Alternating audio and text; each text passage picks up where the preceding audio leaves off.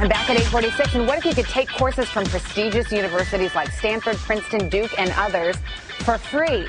Well, you can. Our national correspondent Jamie Gangel is in Washington to explain how. Jamie, good morning to you.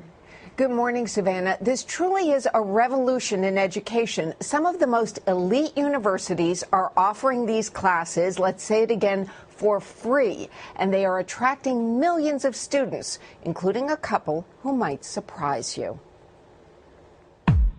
From finance to game theory, from calculus to poetry. So let's go to a second passage. World-class professors like Al Filreis at the University of Pennsylvania are now offering their courses absolutely free. Want to discover your inner passion for Emily Dickinson? Her work was done in-house possibility. All you need is a computer and internet access. The classes are known as Massive Open Online Courses, or MOOCs, and while offered by several startup companies, the largest and fastest growing is called Coursera, the brainchild of these two Stanford professors, Andrew Ng and Daphne Koller, whose not-so-modest goal is to revolutionize education. This gives us the ability to provide people with booster shots of education so that they can keep learning new stuff that could make them either more productive members of society or just happier by learning new things. Education is such an equalizer. It raises people's abilities, raises people's salaries, lets people build a better life for themselves and the communities. And in less than a year, they have already succeeded beyond their wildest expectations. 33 of some of the most famous schools have joined up and now offer more than 200 different courses. There's history of the world at Princeton, astronomy at Duke, or guitar at the Berklee College of Music.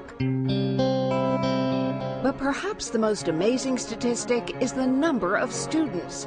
As of this fall, 2 million people have signed up, and thanks to the internet, we met a few. 16-year-old Christos lives in Greece and has taken more than 5 different computer science courses. I now know what I want to study in university, and I know what I want to do in my life. 22-year-old Azkat from Kazakhstan got a job with Twitter after taking artificial intelligence. I think it's really a revolution in education that you can gain all the top knowledge from a top university. And in Northern Virginia, 14-year-old Sophia and her mother Laura have completed a variety of classes. You can sit on your couch in your PJs and learn about any topic that interests you. Do you have a sense of what grade you would give yourself?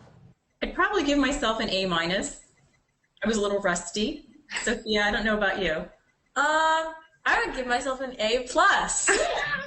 Back at the University of Pennsylvania, poetry professor Al Filreis says opening his class has changed his whole feeling about teaching. I'm having the time of my life. I like it because I get to teach people all over the world. They're self-selective.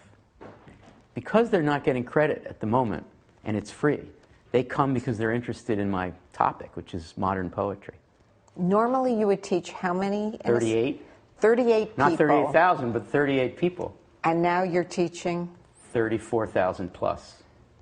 Pretty nice for a teacher. This seminar is now seen around the world. It's really like reality TV. The reason why students keep coming back week after week despite their busy lives to this non-credit course is they want to know what happens next. And one of those very busy students who tunes in every week is none other than U.S. Senator Dick Durbin. I wanted to take something that was unpredictable. I never had a poetry course. Senator Durbin admits he is a little behind on his homework. No, the dog didn't eat it. He blames the recent presidential election. I've got to get a little work to do. But he showed us a poem he wrote for class and says going back to school has enriched his life. Well, there's a world out there of people who read poetry and appreciate it, and I want to be part of that world. Which is exactly what the professors hope for, whether it's across a classroom or across the internet. There are still many questions about the future of these online courses. Coursera is quick to point out they don't believe this is a substitute for the classroom or the campus experience, but they are working on how students can get credit, how to grade papers, how to give exams, and unfortunately, Savannah, they're already trying to figure out how to prevent cheating. Oh, Savannah. Well, some things never change, I guess. Jamie Gangel, thank you.